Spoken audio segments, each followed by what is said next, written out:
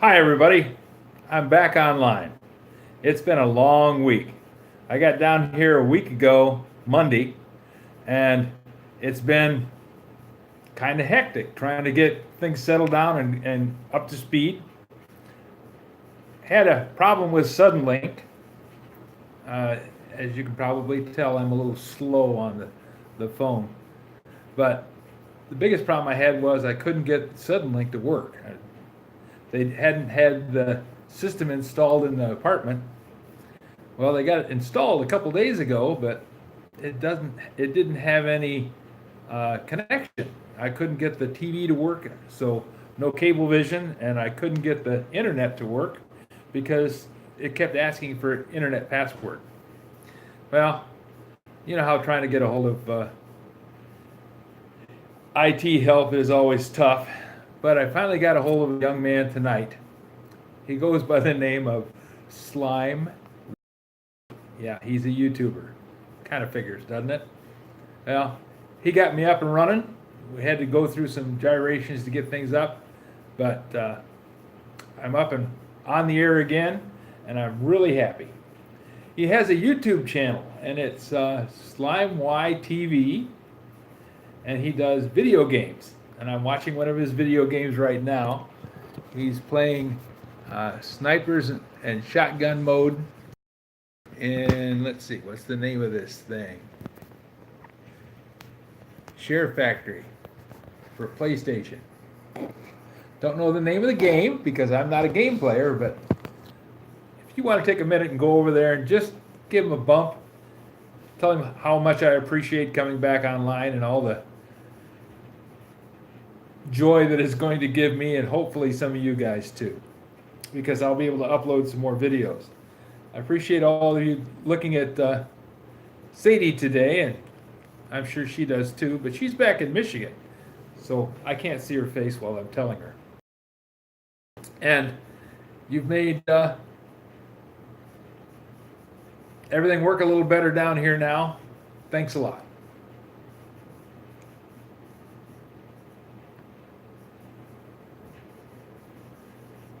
Yeah, Brian, I'm actually up online. I'm live on the internet. That's kind of an unusual thing for me to do a live TV broadcast, uh, live YouTube broadcast. I saw Gator did one the other day though, so that's kind of cool. And I can see now that I'm up. Uh, it's sped up a little bit. I mean, there in the beginning it was kind of clutchy a little bit. You know, it kind of staggered along, didn't do much, very much. Looks like we got 3 viewers and 1 thumbs up. That's pretty cool. Uh, every time somebody gives me a thumbs up, that just bumps me up higher in the YouTube ranking, and I get a little better shot at actually staying online and doing what I want to do and what you guys hopefully want me to do. Well, I'm down in Shreveport, Louisiana, and I'm writing work instructions for a company.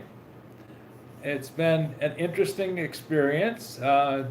Pretty much the normal thing for me, though. Uh, Usually, when I come into a company, they have issues. The funny part was, they said they wanted me to come down and write. Well, today I was looking through some information that they had on a thumb drive that they gave me, and I found their work instructions. So they now have a full set of work instructions. I'm a miracle worker. I just don't know how I do it, but somehow or another I make it happen. Uh, I still have to go through. I'm going to do some upgrades to them. I've got the rest of the month of October. I mean, I'm going to be here till October 31st. I go back on November 1st. So I have all that time with nothing to do other than, you know, the job that they hired me to do. I've actually got all the objectives done within the first week, which is way above the norm. It usually takes 2 or 3 months to get them actually going that good, but it's just luckily Irish made it work for me. So is anybody else out there? I can see your comments. This is my first live stream, so I saw a comment in there. Let's see, what can I do here? Maybe I can rotate the screen, rotate device. No, that just makes me look sideways to all you guys. That's not going to work.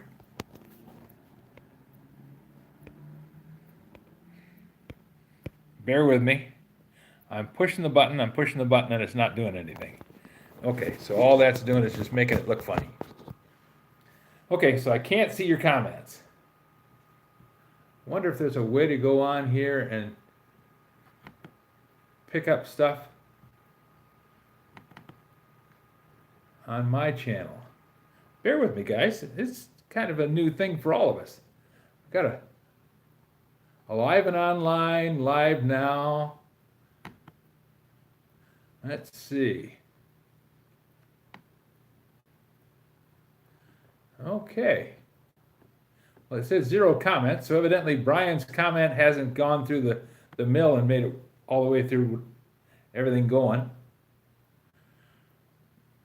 Okay. There we go. Now we got 2 comments from Brian. So far, I've only seen my single comment. Carlos is in Mexico, evidently. You're not showing on the big screen, but I'm seeing it on the phone, so that's cool. Yeah, this is kind of cool. Maybe I'd do this in the shop. This would be kind of nice to actually have a situation. Now, if I could just have you guys back, kind of a Skype thing, but we're only in the 21st century. We're not Buck Rogers yet. Hi from Mexico, from Carlos Rios. Memphis says hi, glad to have you in the warm weather. 901 Ronnie. Hi guys, glad you were able to stop by. And I got 4 thumbs up. We're gaining. Every time we talk about it, they go up again. Woohoo, I was waiting for this. Matt Cooper. Hi Matt. Glad you're here. Yeah, I was just telling everybody that finally got, hi Louie, finally got internet because Slime Y TV got me up and running. A YouTuber that works for Sudden Link, you have 11 online. Yes, I do. Going on across the top of this thing. It's all new stuff, guys. It's just exciting as the dickens. But told me how to get my wireless up and running. Smooch just started watching recently, and like all cool tools and stuff, you repair from the land. Modern Miracles from Louis McNeely. Yes, Modern Miracles. We are, every day we come up with a new one, don't we? How you doing, Louis? Are you feeling better? I know you were kind of doing the 2-thumb typing. Is that improving for you any at all? I hope so. Well, I did get a chance to go to a big swap meet in a place called Greenwood. Well, it's not a swap meet, it's a flea market. I don't see where I can give a thumbs up on my phone. 11 for an impromptu live stream is great. Yep.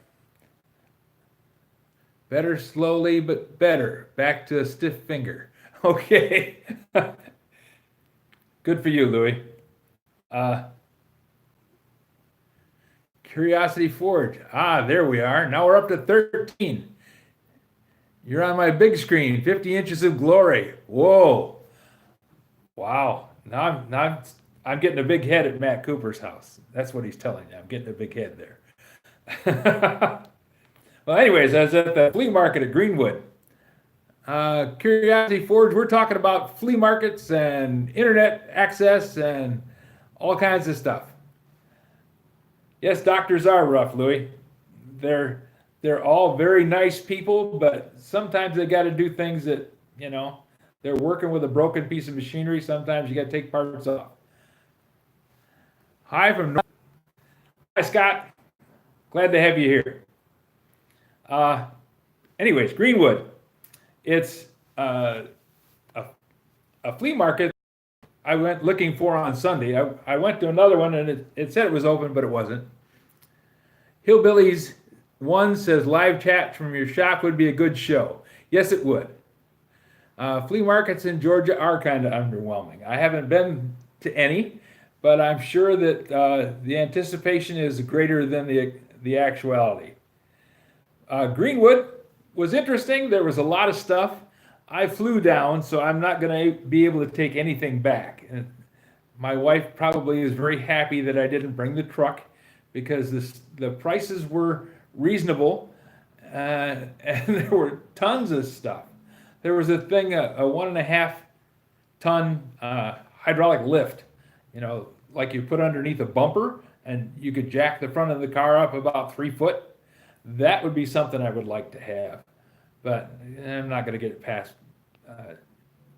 the customs people, and paying shipping on something like that would kind of destroy the whole point of buying it used. Let's see. So far, I never see the antique tools or any really cool stuff like you find up north. That's what Curiosity Forge just said. If you want used tires, however, you're in luck. Yeah, there's a lot of those. The other thing that I noticed is there's snakes. I was driving to work this morning and there was one crossing the road. I don't know exactly what kind of snake it was. I was in kind of a hurry, otherwise I'd have stopped and videoed the thing. But it was pretty good size. It was about 8 foot long anyways. Don't know what kind. I don't want to know. I don't really want to be up close and personal with any snake that's long enough to cover most of a lane. So it's just one of those things that interesting to travel and see new things. So Greenwood, getting back to Greenwood, the cool thing about it that I thought was most unusual when I got around there, bet it was a water moccasin.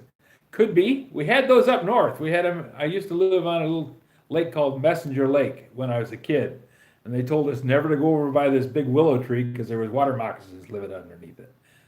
Never saw one. Smart enough not to go underneath the little tree. Greenwood had a lot of train cars, box cars, back in the back, that kind of scattered into the woods. And the box cars were from like the 20s, like the kind that you saw in the circus movies, like Dumbo, the cartoon movies. They had the wide roofs on them with a peak on it. Copperheads are fairly common in central and southern Ohio. Hi, how you doing, Bob?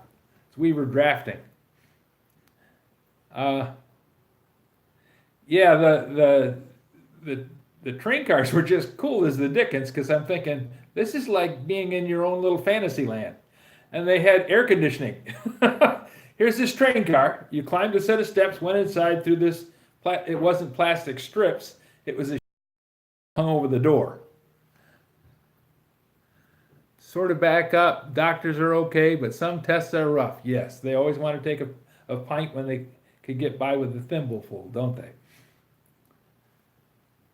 I was just on Ohio a couple of weeks ago. I wanted to visit the massive flea market outside, but we didn't have enough time. There's a massive flea market outside of Dayton.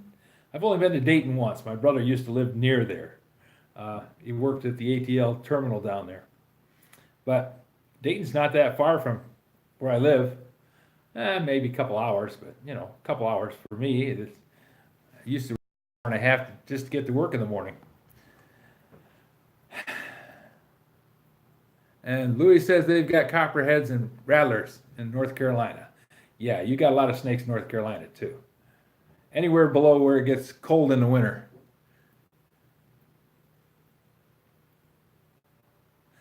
It's on 75, I think, on the south side of Dayton. Okay, I'll have to see if I can find it.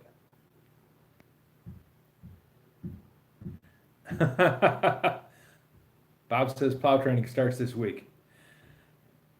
Bob plows snow. If you guys don't know this, Bob Weaver plows snow, and I think he enjoys it. It's kind of the diesel thing. Him and Louis get together and start talking about diesel engines. Matt Cooper says it's near Wilmington. Okay, excuse me. I usually don't talk this much with a live audience. I more often I'm talking to a phone. Yes, you can plow snow. You can also throw it, and you can make snowmen out of it too. And you can ski on it. Skiing's fun.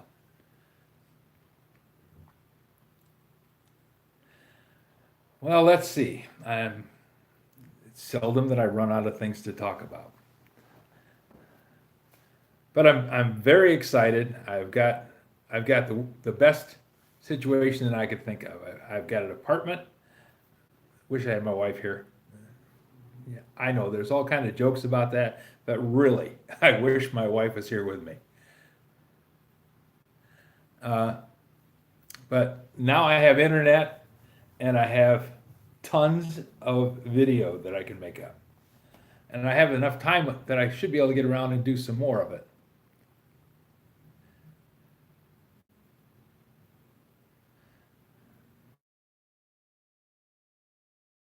Back to Michigan, you would never get back for all the antique shops you'd have to stop at. Uh, you know, I only have so much life. I might as well do what I want to. Uh, I'm finding that just visiting the antique shop is almost as much fun as buying the stuff. As long as I got a few things at home that I can play with, work on and fix up. Uh, the the stuff that Scout Crafter does, that's way beyond where I'd normally work. I mean, he's making stuff, making a silk purse out of a sow's ear, and I'm more into the. I took a hammer and I beat on it and it runs now. That's my level of expertise. Maybe a little better than that, but still, I'm more of a Louis McNeely mechanic than I am the polish it up and make it look shiny. So just before I left, I did manage to get the garage straightened out. And all you guys that are wondering about the box, uh, I planned on having enough videos that I could have at least one box video per week while I was gone. So I've already got those scheduled. They're going to be happening. I got one on Friday, and then I got one the following Friday. So don't worry. AC Gardner's toolbox is going to be rebuilt. I'm going to have to finish it after I get back because I just ran out of time. Uh, Trying to get everything going and get all the household stuff taken care of. I did manage to get the tractor inside the shed. I haven't got the plow or the blade or the hydro hoe inside the shed yet. We can blame Scout Crafter for my collection of wrenches slowly going under the wire brush when I'm not jamming steel in the forge. Yeah, it does kind of catch, doesn't it? I actually set up a fine wire brush, and when you learn something new, you want to use it. So what the heck? Well, Lydia wanted to come with me, but she started a new job at the Sisters of St. Joseph. She was still working at the same place, but she's now the activities director, which is a big step up. It's a management position, so that's kind of cool. Hi, Sean. Uh, so she's kind of up to her eyes in work, and she really wanted to come down. Because I knew about this job, what, almost 3 months ago, going on 3 months ago now. We weren't sure it was going to happen. And then I got to the point where I thought, no, it's not going to happen. And so she said, well, I'm going to go ahead and take this job that they got offered to me. Sure as the world, busting out the wrench made in 1865 to fix a truck made in 2003 feels good. Yes, it does. It's nice to be able to do things with the stuff that you have in your hands. Uh, so she took the job, and then I got this job down here with a month's free rent and a nice apartment in a big complex with 2 swimming pools. And I'm not telling her that. If she's watching this video, just ignore the swimming pools. Uh, but it probably interesting. I have the weekends off, and it's we'll just call it interesting. We'll just leave it at that. So I did go to the antique shop there on Barksdale, and they had a few tools, but nothing that I would have bought. Some of you guys were asking about it. How did they find you? Actually, it's some old friends that I used to work for and with. They know that I'm available to do work. I do work instructions. And one of them is a guy who's a business manufacturing troubleshooter. So whenever he gets a new business, and he gets them every once in a while, he'll call me up and say, hey, can you come over for a little while? And I'll go wherever he is, usually, well, prior to this, they were within 60 miles of home. So I would drive there, fix whatever he needed fixed, and then come back. This time, it was far enough away that I had to fly. Yeah, anything in decent shape is where we're priced. I was amazed that they wanted $100 for a single mantle red Coleman lantern. Those things, 15, 20 bucks, my neck of the woods, and most people don't want to bother with them. They don't put out enough light. They want to have a bigger one. Up in the frozen north, we used to use them when we went ice fishing. You'd sit out there in your on your little bucket with the Coleman lantern sitting in front of you, and it would keep you warm and made it so you could see the fish. It's kind of nice. If you had a ice fishing shanty and you put one of those Coleman lanterns in it, I built one for my friend. It was folding. This was, 1972, 73. I have to shop on eBay to find anything worthwhile, or wait until my annual trip to Quad State in Ohio. Most spot. Yeah, LP has got some good things going, but the thing about gas is you can always find it. Even if you got to burn paint thinner, you can burn xylene in a Coleman lantern. But LP gas, you got to have LP gas. You got to have a way to handle it. Got to have a way to put it in a bottle. When the bottle runs out, you're done. So I'm kind of old school on that.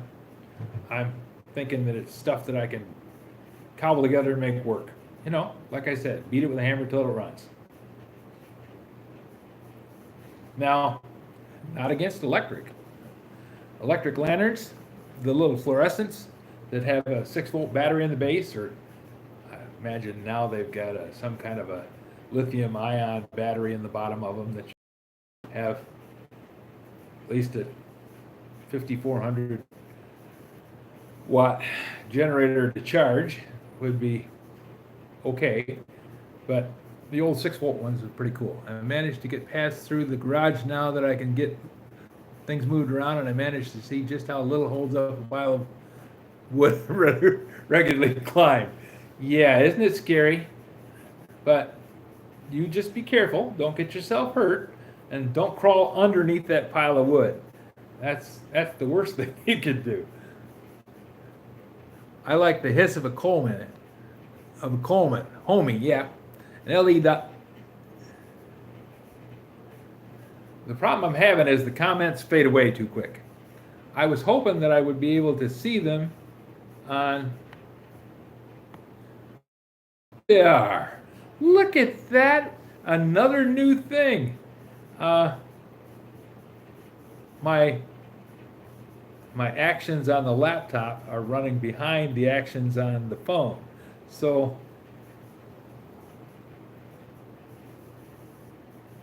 yeah, it's a little strange watching myself. An LED light that runs on 18,650 batteries could take you a long way as well. Been under it a bit. You did. You crawled underneath the wood already, huh? Unc goes more high tech. Yep, that's me. High tech all the way. I'm going back to see what else I missed, guys. I need to have somebody come down with me to do the admin work. You know, I'm not able to do everything all at once. Picked up a nice early 70s Coleman catalytic heater from eBay a couple of years ago. I have a bunch of it. I have 3 Coleman stoves in the garage. I have several Coleman lanterns in the blacksmith shop hanging on the oil lamps hanging in the garage that I need to do something with. I stopped at the gas station. There's one gas station in town that sells kerosene, just bulk kerosene. You can buy it, and I got one of the 5-gallon jerry cans filled with kerosene, thinking I could use it for something. So I've got that ready. Hi, Paul. Glad to have you stop by. Use a minor LED cap lamp, and it works great. You know, I have those. I do tend to like to go to Harbor Freight because it's free stuff, right? They give you a little coupon and they give you free stuff if you buy something. Well, they sell stuff that you can use, not everything that you can use, not everything that you can use for a long time, but they have a lot of stuff that you can get some use out of. And every time I go there, we get this little flyer. It's thrown underneath the mailbox. They can't put it in the mailbox. It's against the law if it doesn't have a stamp on it. I just assume they put it in the mailbox. I'm not fussy. But they have this little flyer in there from Harbor Freight. And in it is this thing for a free flashlight or free something, you know. Those headband lights are amazing. My good one is brighter than our newest car's high beams. Yep, they are nice. There for a while they were giving away little headlamps. They take 3 AAA batteries, and they're very nice. I mean, for something that costs $3, you know, made in China, little plastic doohickey with a couple of metal springs in it, and an amazing well. The shop where I'm working, everybody has to wear a hard hat, including me. I have a hard hat. And they all have one of those lights clipped to the top of it or strapped on with the elastic band, and they're just using the dickens out of them. So I think they're really nice when you're working, especially in an attic or someplace like that, because you don't have to have your flashlight in your hands, and it's always right there where you're looking. The guys, when I was younger, used to go out raccoon hunting, and they used a light they called a wheat light. It had like a 6-volt battery on it, and I don't think anybody used carbine thing. Bought one of those for Ohio,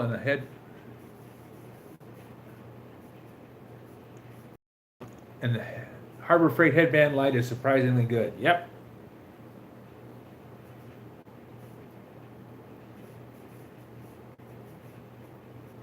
Paul, you've been busy with the docks, huh? That's kind of going around.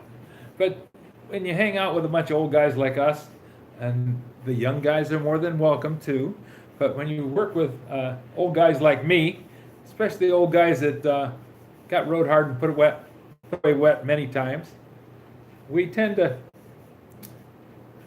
bust out at the seams every once in a while. We need a few stitches to keep us going again. Stitching time saves 9.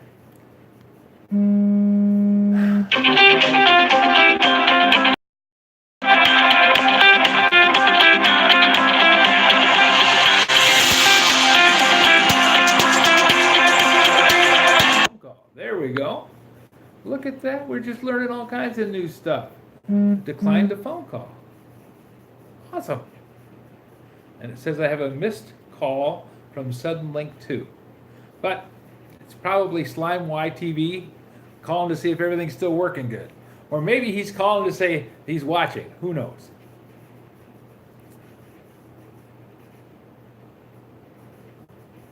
Let's see. There we go. Made that go away. Geezerville. I have used a carbide lamp and it did very well. Also did very stupid things with raw carbide pellets.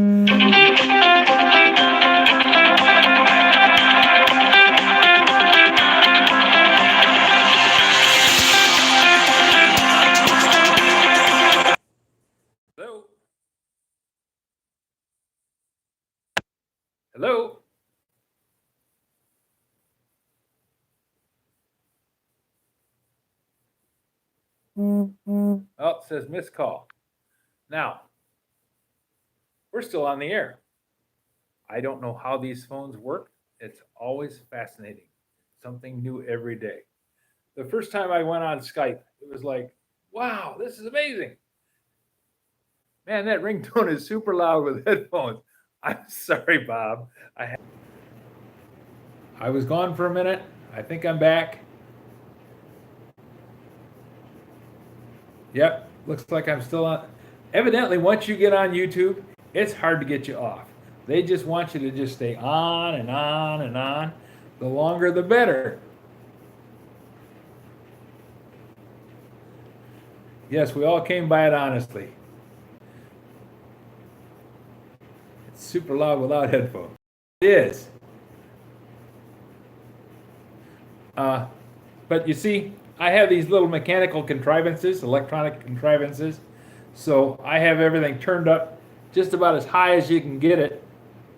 I used to have a set of headphones that I wore when I was watching TV in the house before I had the hearing aids, because I'd have it up. Well, I don't think it went up to 100, but I got it up there pretty close to it.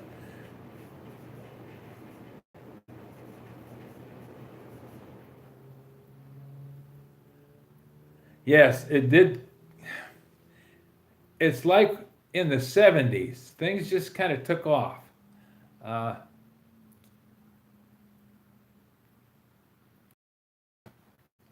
we had the transistors, and the transistors made things smaller so that everybody could have things portable, you know, a portable radio that you didn't have to move around.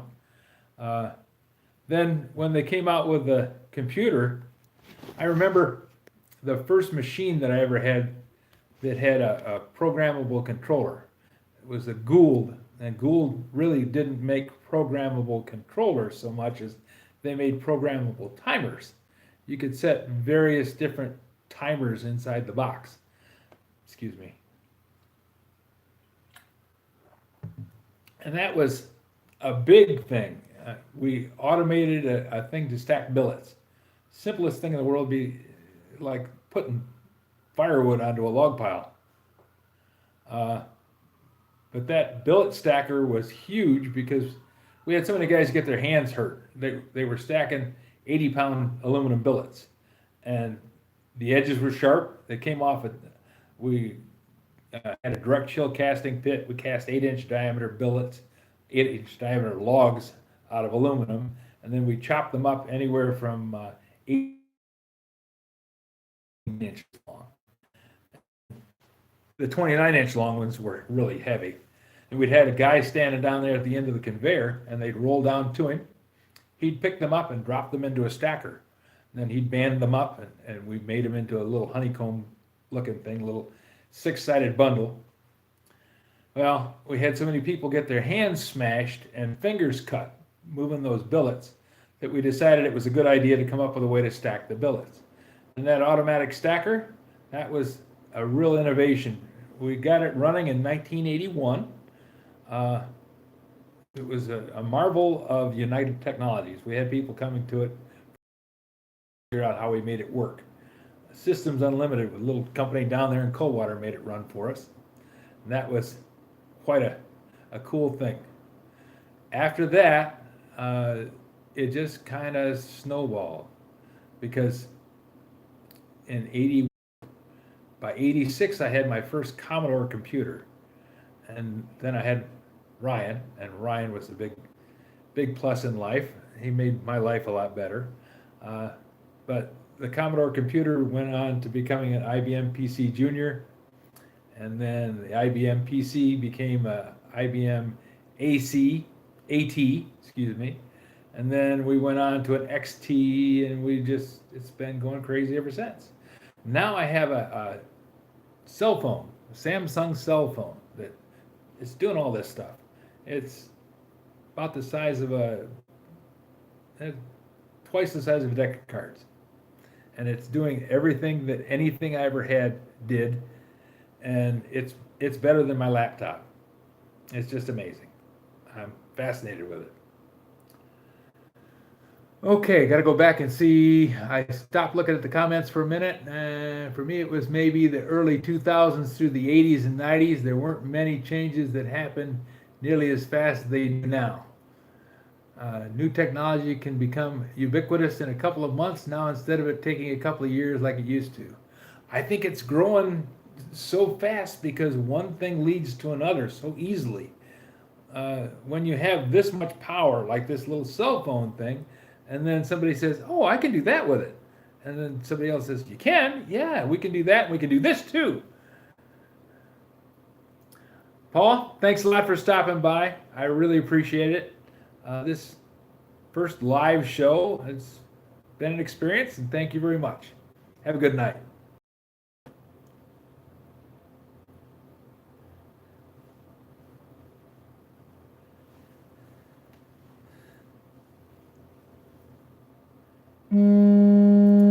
There's a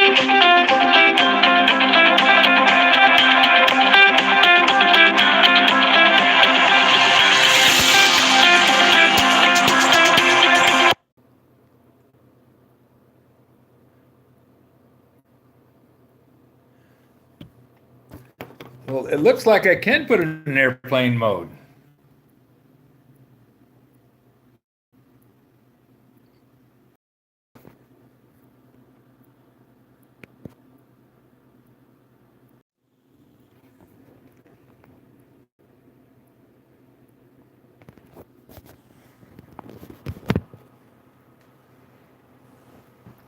Well, we're down to just 4 hardy souls that managed to stay through all that.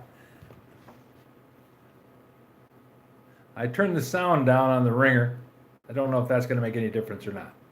Oh, we're back again.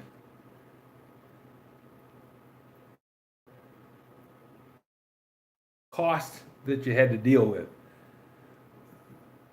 I had access to an 800 number, so I was doing more trouble from being in the basement on the modem all the time rather than the idea of the phone calls or the cost of the phone.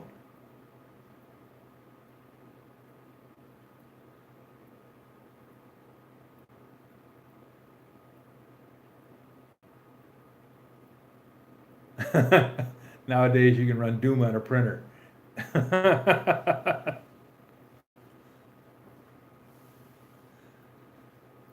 Clee Royster, love your fix 'em up shop. You're really talented. I haven't seen you on the treadmill lately.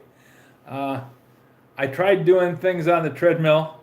I can walk and I can chew gum, but evidently I can't type while I'm walking.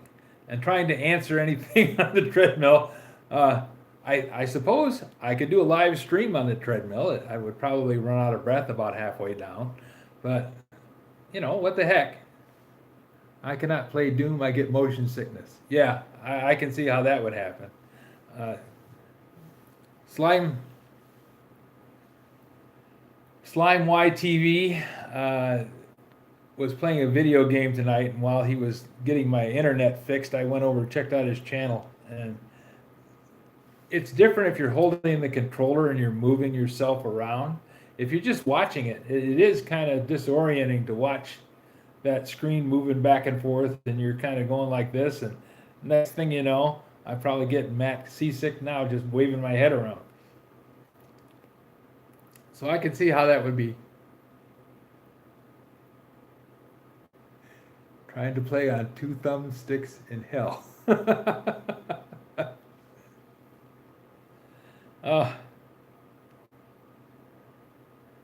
I'm glad you guys are talking back and forth and having fun. That's great. How's the cotton picking going? Well, they're actually picking. I watched them pick the other day. On my way home, I was driving by the field, and they had the cotton picker is huge. I don't know how big it is, maybe 14 foot across on the head, because the body of the cotton picker, without the head on it, covered a 2-lane highway. He had to pull off to the side to let me go around him. Nice enough guy that he did it, but still, I was just amazed at how big the equipment is. I thought we had big equipment up there in Michigan for picking corn and stuff.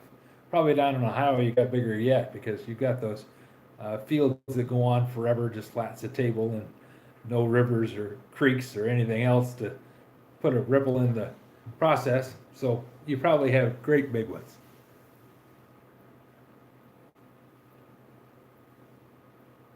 Wow, get any undershirts?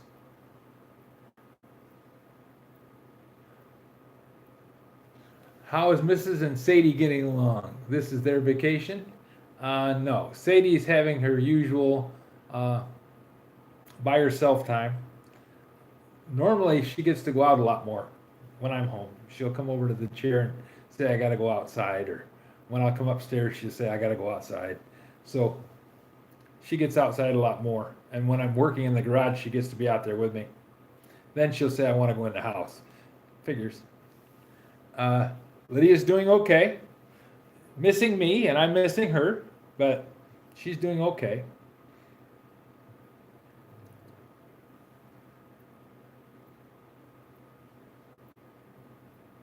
Let's see, I'm looking back at the comments. Wow, get any undershirts. Good rags.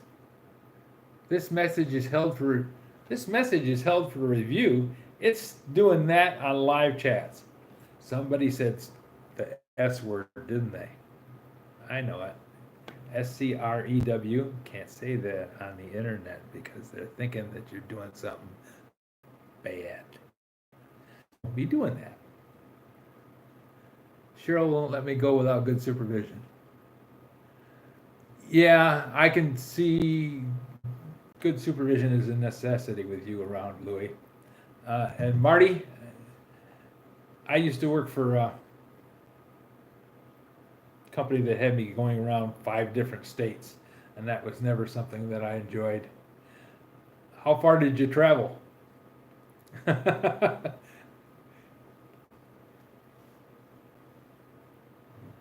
Yeah, I imagine Louis needs constant supervision, doesn't he, Bob?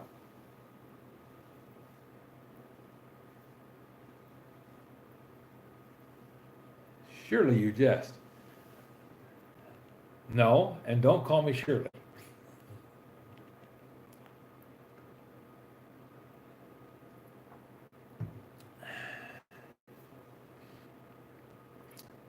So, what are you guys doing for fun? I'm down here in the Bayou country.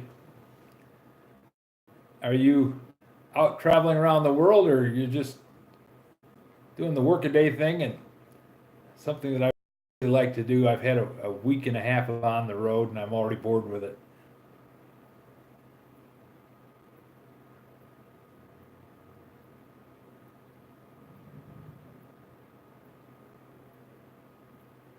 Oh, you made a hammer this morning. Is it a special kind of hammer, or you just like making general old square face hammers? Got a 4.5 Bailey that I'm working. Oh, that's nice.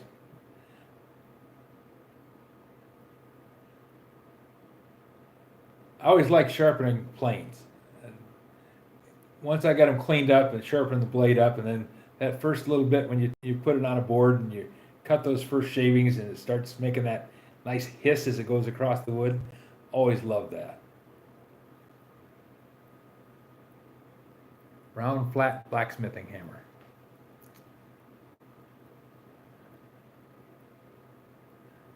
From the Warrior. Oh, got one of the black plastic handles on the adjuster. They're actually kind of nice planes. Some people say, oh, they're too heavy, but I kind of like a nice heavy plane. Once you get it going, it wants to stay going. I imagine if I had to carry a huge box of them around, it would be tiring, but I'm not going to. I use 1 or 2 of them, and a 4.5 is a little wider than a standard 4, so it's got some more weight to it, and that would work good.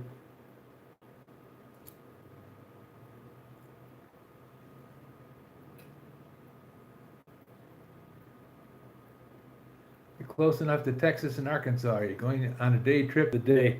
I'm too tired to be doing any hour-long drives. Maybe by the end of it, it's going to be enough that I'll be able to get out a little bit more, but I doubt I'll drive as far as Arkansas or Texas.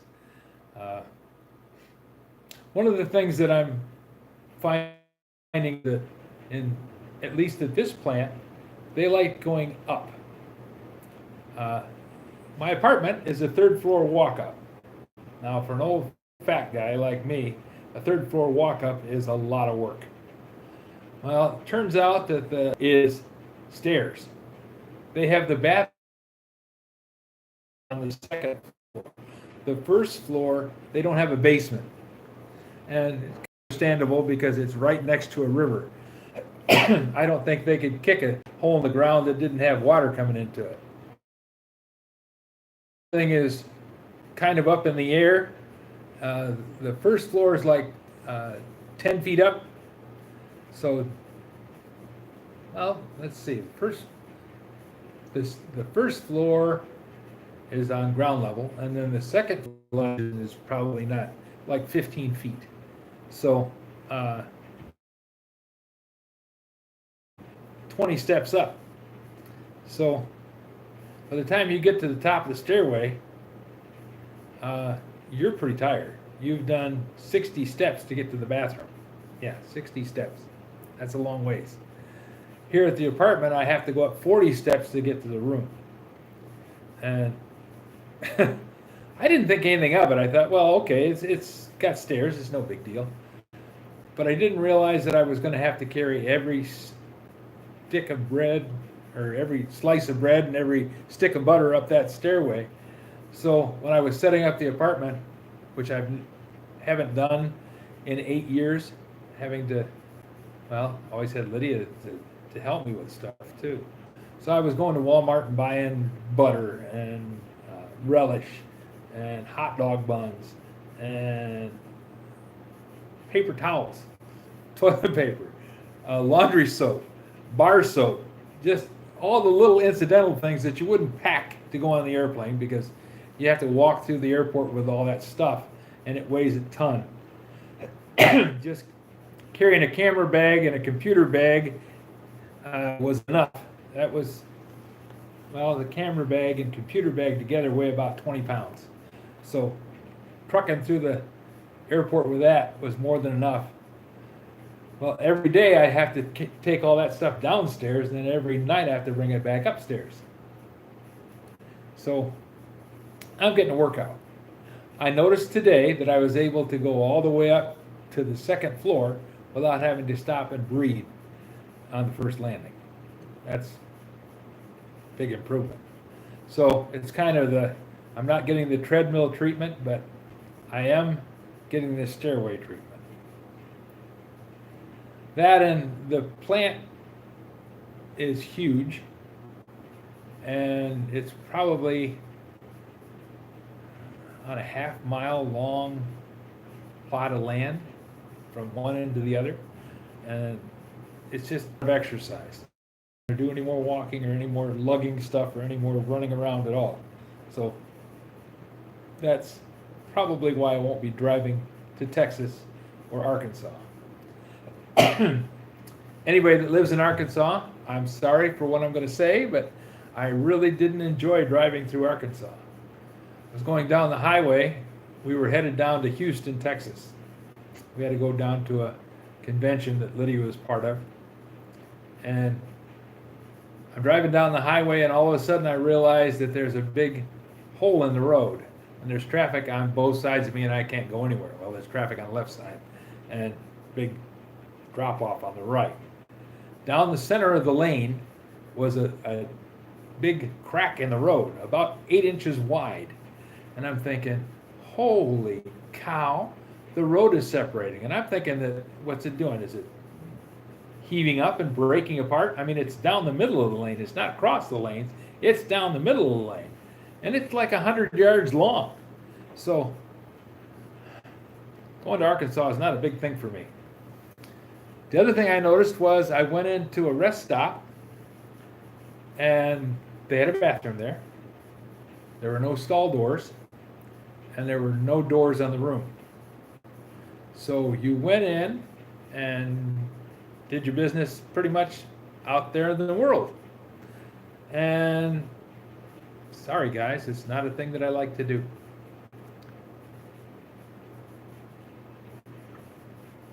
You drove over a moose on one trip to Colorado.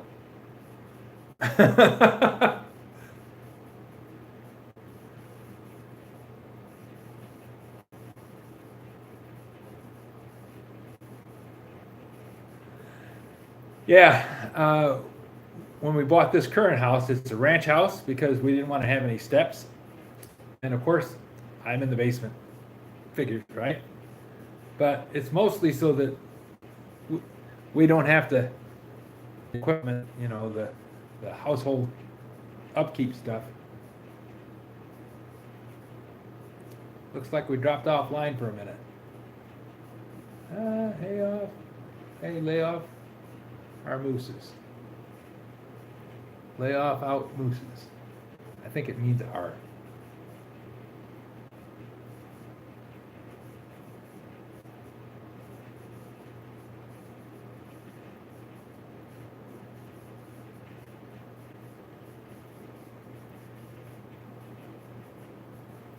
Let's be honest, not sure if you drink, but I have a little dive bar in Shreveport on North Market.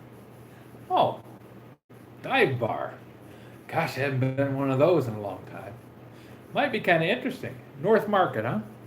Okay. You want to give it a little advertising? You could put on a name. Nobody's going to complain.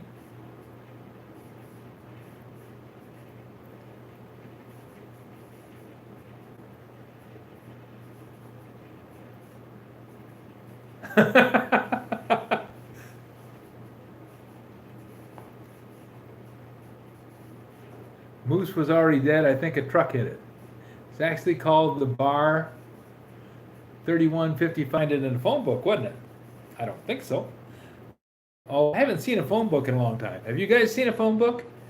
Everybody has a cell phone and the phone numbers are in it. I don't think you can even find a phone book at our house anymore. I know there's no pay phones either. If you don't have a cell phone, you just don't have a phone, I guess.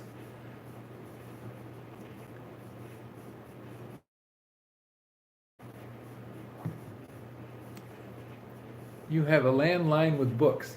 Louis, you're a man after my own heart. Looks like I'm cutting out. Every once in a while the laptop freezes. Roadkill is great food. Used to have a kid that worked with my wife, Taylor Stationer, down in Coldwater, Michigan. And he, in the morning, would drive around on his way to work and pick up roadkill, mostly raccoons and possums. And he would take them home and put them in the freezer and then skin them out and sell the hides. So I don't know if he did anything with the carcasses. There was some other friends that did a lot of raccoon hunting in the I think we always did it in the fall. It's only a couple of years that we did it, but it was kind of fun because we'd build a campfire and you run the dogs in the woods and you'd sit at the campfire drinking, and then the dogs would start howling and you'd have to go wandering off into the woods in a lesser state of awareness. Yeah, that's a good way to call it. We'll just call it a lesser state of awareness. Sometimes if there was a river in the area, you might get your pant legs a little wet because you didn't realize and walked into it. Not me, it was somebody that I saw once. So it was a lot of fun. Being a kid, and well, I was in my early 20s. Seems like a kid now. Back at the time, I thought I was a full-fledged man, able to take care of everything, right? It's all relative. If you got enough relatives with enough money, it doesn't matter. Found a 3-inch yellow pages last summer when mowing alongside the roadway with the zero turn. Scattered shredded across the entire lawn.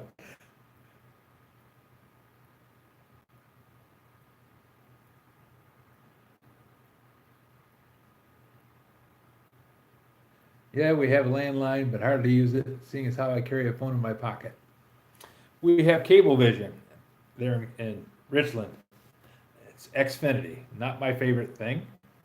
Uh, but as part of the package deal, we got uh, the Cablevision, the internet, and the landline. But it's really not a landline, it's cable. They say it's cable, but really it's cable that goes to a place where they have a bunch of satellite dishes. And I about laughed myself silly when they came out with a commercial than those uh, dish networks, the ones that work with that unreliable thing every time it rains. Every time it rains, their satellite dish at the Xfinity place starts getting fussy and goes out, and we lose our. Uh, we don't lose the internet, we don't lose the phone, but we lose the TV. And I thought that's kind of odd. But I guess the TV is more of a continuous stream and is more affected by a loss of anything. The the internet is packets. So if it has a problem with one of the packets, it just keeps resending it till it comes back through.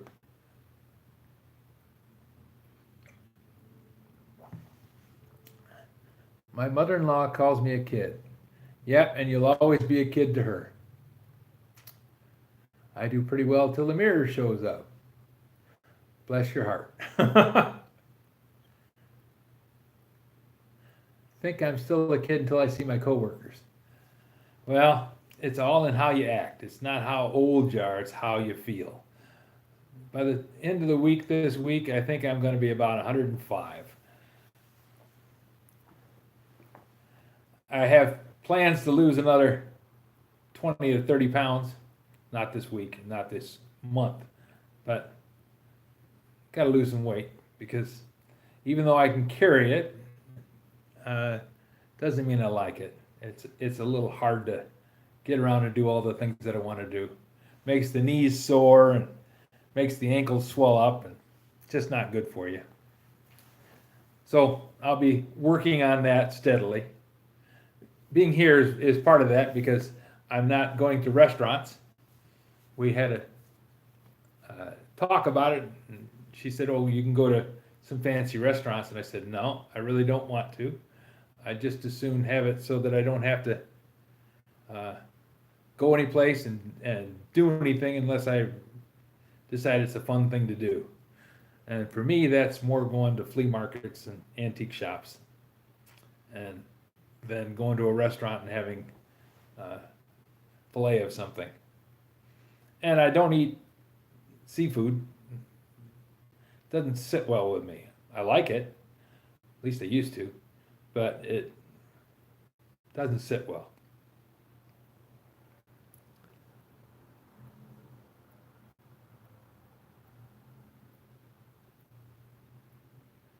Yeah, the grandkids keep me young until they go home and I feel my bones.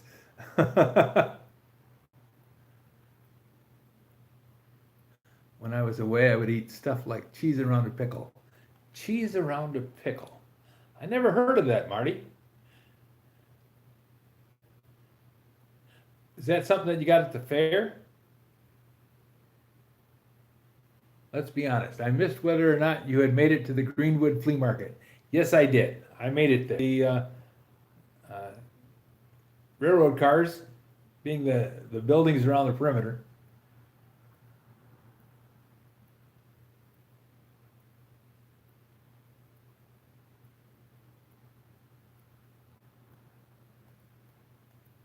Yeah, I'm sure, Brian, that it's going to happen to anything. I mean, it's going to wreck the signal. Anything with cheese is fair game. The cholesterol will get you. Doctor will say, "Oh, you have to take these pills," and I'll say, "No, I'm not taking any cholesterol pills, thank you." The blackened alligator from Ralph and Keiko's is delicious, and it doesn't come from the sea. Oh, blackened alligator. Never had alligator. Might be something fun to try. Cheese is good, but not much for me. No, it's not. It's not good for somebody like us. We'd be better off with having a little cheese. Did anybody else see the thing about the red meat? How so many years we've been told red meat is bad for you, red meat is bad for you, and now, well, I guess it's not quite so bad. It all depends on who's talking. I don't eat a lot of red meat because I get gout. And gout's no fun, guys. It's absolutely no fun. I take a pill just for the gout. It was called Uloric when it was a brand name, and now it's some other thing. But that was the stuff that worked for me. I was having it at least once every 2 months, and it's miserable. My brother had it. I'm lucky. I have a brother who's 5 years older than me. He's kind of like a bellwether. Whatever Bob has, I get it in 5 years. So I'm watching Bob and telling him to take it easy. I don't want to have anything bad happen to him, because I'll then know that the bell tolls for me, right?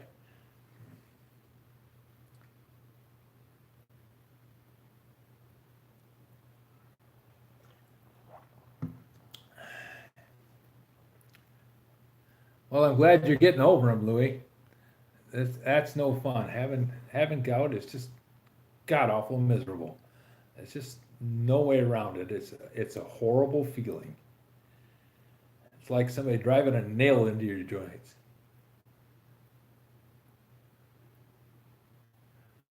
So what is there to eat? Rabbit food? Well, you can eat what the rabbit ate after he ate it. You can just eat the rabbit.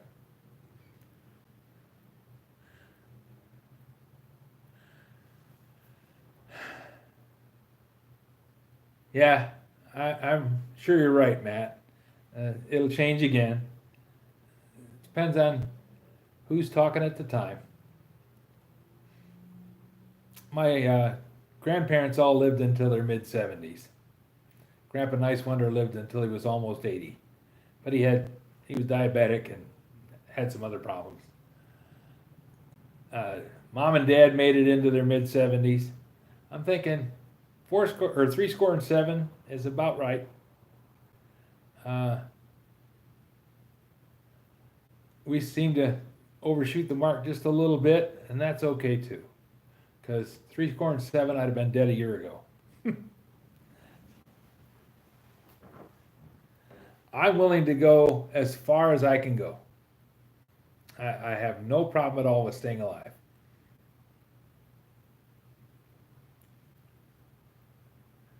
96, Marty. Wow, that's great. Well, it's not great that he's gone, but it's great that he made it that far. Have I been to any of the local restaurants? No. Haven't. I went and got a pound of sliced ham at Walmart and some cheese. I got some provolone cheese, which is really good, and pickles, and a loaf of bread, and a bag of I think they call them chicken. I don't know. It's breaded chicken, and that's pretty much the dinner. That's the fancy stuff. I have the sandwiches for lunch. Have one sandwich, and I have some Jello because I'm real imaginative. Used to be, when I worked at Borg Warner, a ham sandwich, a slice of cherry pie was every day. I ate a ham sandwich and a slice of cherry pie for lunch every day because it was just me. From the time I was 21 until I was 25, I've carried that in my lunch every day. Just thought it was great. Cherry pie lasted the whole week too because it was just for lunch. It wasn't. I didn't come home and eat the cherry pie. It was just for my lunch. Very unimaginative, but I guess it's kind of an OCD thing, or maybe it's just a longevity thing. Whatever works, works, right? Pork roll and cheese. What? No pork roll? That stuff will kill you. Well,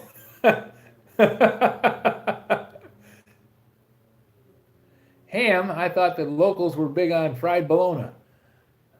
Bologna, we always call it fried bologna, but it's bologna. Who knows?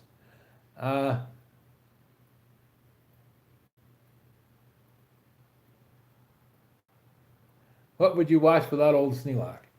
Oh, I don't want you to ever find out. It's not something that would be good for me, and if it's not good for you, then let's just not do it. Baloney here, yep. We always pronounce it like I had an I on the end, but it's GNA. One of those things. We used to, when I lived in Coldwater as a little kid, up until I was 11, we lived on Crippen Street. From the time I was 7 up until I was 11. And I had learned to ride a bicycle, so I was kind of the local gopher because I was the youngest of the 3 boys. And Carol was 4 years younger than me, so she was way too young to be riding a bicycle to the store. And I was more than happy to, hop on my bicycle and go off someplace. So Mom would send me to the store. And I remember one day she sent me to Ryder's Market. Ryder's Market was, let's see, it was 1, 2, 3, 4 blocks away. Long trip for a little kid, right? Didn't used to worry about sending little kids out in the world. You just said, go to Ryder's and get something. So anyways, Mom sent me to Ryder's to get a pound of lunch meat. That's what she said. And I was young enough, I still had my memory, so I wasn't worried about forgetting anything. So I rode my little 20-inch bicycle up to Ryder's Market, walked in, and Mr. Ryder was back. He was the guy that did the butchering. Went back to the back of the store, and I said, Mom wants a pound of lunch meat. And he looked at me, and in the cabinet in front of him was probably 20 different rolls of meat, pimento loaf and pickle loaf and ham and salami and pastrami and all the other kind of processed meat things in the world. And he said, what kind of lunch meat does she want?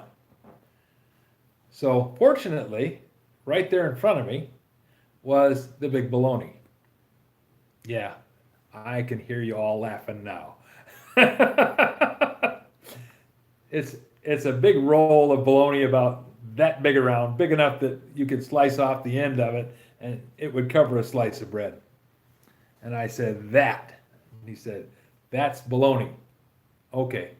So from then on, I knew that when I went to the store to get a pound of lunch meat, I was going to get bologna. The funny thing is, I don't think I've ever eaten bologna since Mom stopped making it for me. Just not anything that I went after. Ham sandwich, that's me.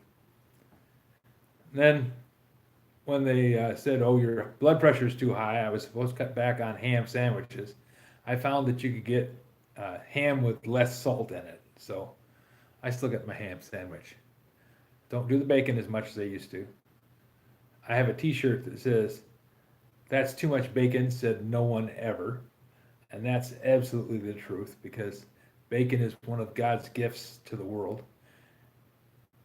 Pigs might be dirty, ornery, stubborn, nasty little animals, giant animals, 600-pounders, but they make some of the best stuff to eat in the world. You can wrap anything in bacon and make it better. Used to be an old store what you'd grill a bologna and hoop cheese for $1. Tube bologna about ½ inch thick or better. Yum. They had the ring bologna. We never got that because Mom always wanted to make sandwiches out of, because with 5 kids and you had to kind of stretch things, So, gosh, I'm going back through all the old stories. When we moved to the town, our house on Crippen Street was old. I don't know exactly how old it was, but the guy who lived there and died there was the original owner, and he was probably late 70s when he died, and he'd been in the house the whole time. And that was 1958 when I moved into town, so it was built sometime in the 19th century, not the 20th. And he was an old bachelor and confirmed irascible old son of a gun. They said that he was a rum runner. That was kind of the story around the neighborhood. You didn't want to mess with him because he was a rum runner. And we moved in there. Mom and Dad spent a week with the car and a trailer, just a little two-wheel trailer on the back of the car. It didn't have a pickup truck at the time. Hauling stuff out to the dump because the house was packed full. Maybe that's where I get it from. Don't know. But there wasn't any heat in the house. There was heat. There was 2 pot-bellied stoves. One in the kitchen and one in the living room. No central furnace. Dad put that in later. But the first day that we were there was October 1st, my birthday. And we had to go to school because it was a Monday, and we were going to be taking our first class of, first class at Lincoln School. That's where all 3 of us boys were going. Because I was 7 and Jerry would have been, 9, and Bob would have been about 13. 12 or 13. So the only stove in the house was a pot-bellied coal stove. So there's really no place to cook on because Mom had a gas stove, but there wasn't any gas in the house, and the kitchen was still a shambles. So she made oatmeal on that pot-bellied stove for us. 5 little kids making oatmeal for them on the pot-bellied stove. And I sometimes think about that when I think, oh man, life is so rough. It ain't nothing, guys. It ain't nothing. I mean, for me, a bad day was not having internet for 7 days. I didn't have to look at a house that didn't have any heat in it, snow on the ground, and 5 little kids to feed. Got it pretty lucky.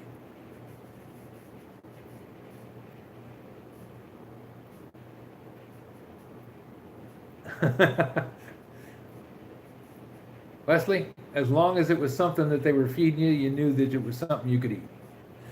And when you got 3 boys, you were just making sure that you got your share of it.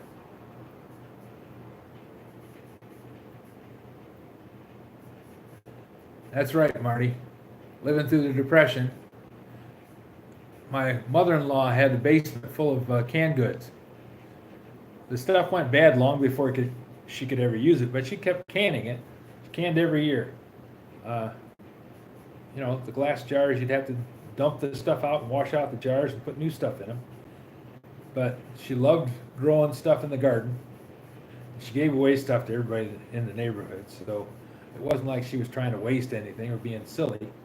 But it was something that they looked at that as being something that made their life more secure.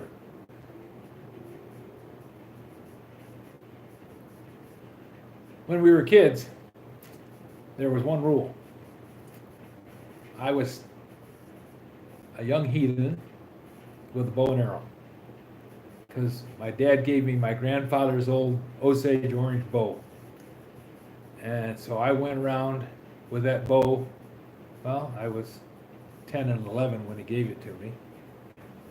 And me and a buddy, Bobby, we'd go around, and Bobby had a little green fiberglass bow, and I had this big 5-foot tall Osage orange bow, and I wasn't much more than 4 foot tall myself, so get an idea how big the darn thing was. And the rule was you could kill anything that you were willing to eat. Well, I wasn't willing to eat that many things, but you'd be amazed how many things you will just because you killed it. Don't bother with toads. Toads are not worth the trouble. Frogs, leopard frogs are hardly worth the trouble. I mean, we ate them just because we'd shot them, and we said, okay, we will. We made a little camp. We were we went out behind the ice skating pond in Coldwater, and we had shot up some leopard frogs, and knew that by the time we got them home, there wouldn't be anything left of them. And we had matches with us because back then, boys were expected to have certain things in your pockets. You were expected to have a jackknife. You were expected to have some matches, usually coated with wax, because that's how you got through the world. You had wax-coated matches. You could strike a light anywhere you were. Didn't have lighters. Lighters required fuel and all kinds of other things. If you had that match, all you had to have was the match. We usually carried about 5 of them wrapped up in paraffin. And so we dug the matches out of our pocket, cut some sticks up, piled them up into a pile, and sharpened the point on a bit of box elder, cut off the legs on those frogs and skinned them. I mean, you got to figure that a leopard frog, altogether, leopard frog's about that big. So the legs are about that big. They're about as big around as maybe a soccer stick.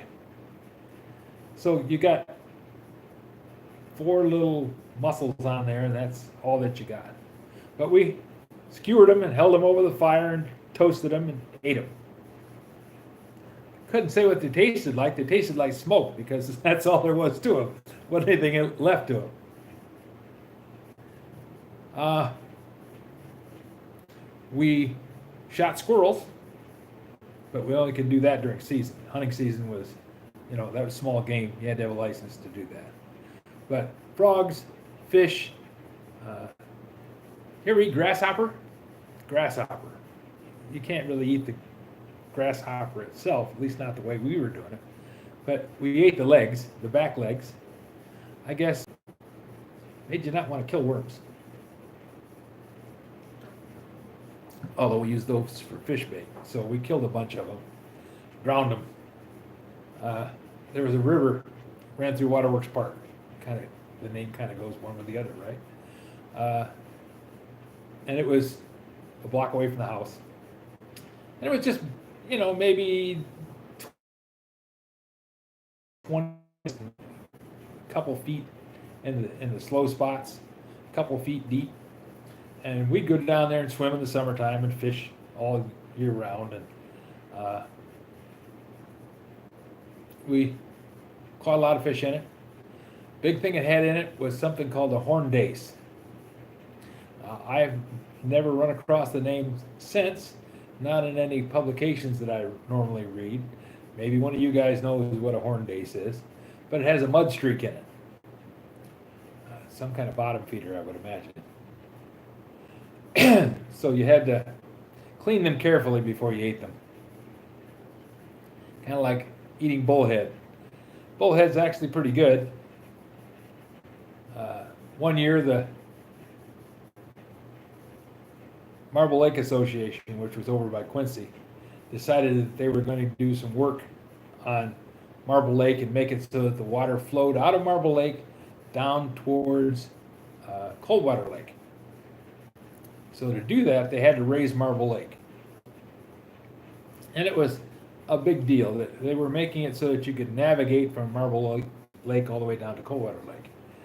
And of course, that means that they immersed some ground, and they made some people really unhappy. And I could see why somebody would be unhappy if their family had had that farm for their whole life, and somebody voted that they wanted to bury your farm under 20 acres of water. But anyways, they put in a dam because Marble Lake used to drain into the Coldwater River, which ran through Waterworks Park. See how the story's kind of coming together? They put in a dam, and to do that, they walled off Coldwater River. So, it was a daily thing to go down to the Waterworks Park and go fishing or swim in the river or do something in the summer. We went down there, and here's hundreds of kids. I mean, literally hundreds of kids. And they're all just swarming all over the park, running around, screaming and yelling, having a great time. The river dried up. And it doesn't ever dry up completely. It had wet spots in it.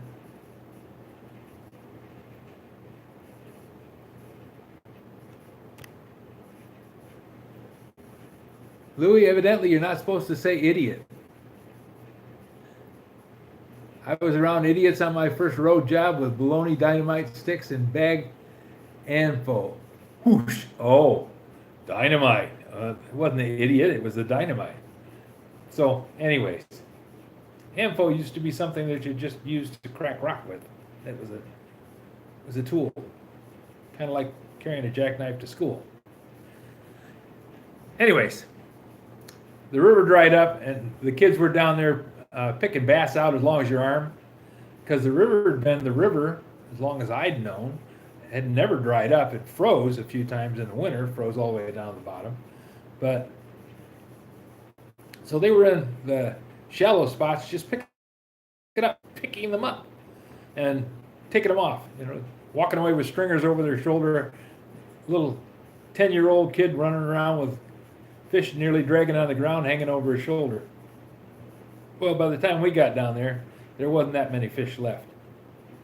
Well, okay, there's probably a few million, but most of the great big ones were gone. But there was all these little bullheads. And when I say little bullheads, they were about this long. Just big enough to say that they weren't shiners. My friend Bob, his dad lived on the corner right by the park. And he was the guy that told us you can shoot anything you want. We ate pigeon. Like I said, we ate pigeon when we got old enough and got licenses. Anything that you could catch. Shoot with a bow, run over. Pretty much any way you could get it. So anyways, we came over to his house and grabbed up some buckets and went down and started loading up bullhead into the buckets. We took him back to the house and he said, well, those are awful small. But he got out a big kettle of oil and set it on the stove, and there had to have been 40 kids in the backyard. Biggest fish fry you ever saw in your life. We were cutting the heads off and scooping out the guts, and then he was frying up the bullhead just as fast as he could go. We ate bullhead until we were about sick, but it was a lot of fun. Just spur of the moment thing. Wasn't anything greatly planned and didn't need anything in the newspaper to let people know about it. It was just the rivers dried up and people came by the dozens, hundreds, thousands. I don't think thousands. I don't think there wasn't only 10,000 people in all the Coldwater. If there was 1,000 there at the park, I'd be surprised. But anyways, it was a lot of kids, and I remember that just clear as a bell, because I was down there with my friends, and we were just having a great old time, and Felix was in there cooking up fish just as fast as he could go. And I imagine he was having a few fish too. So guys, I think I about talked myself into a circle. I appreciate all 17 of you guys staying here. I think there was more than 17. A few of you probably came and left. So I think I'm going to stop this now and find something else to do with myself for a while. Thanks a lot for coming. Appreciate it. Maybe we'll do this again. This is kind of fun.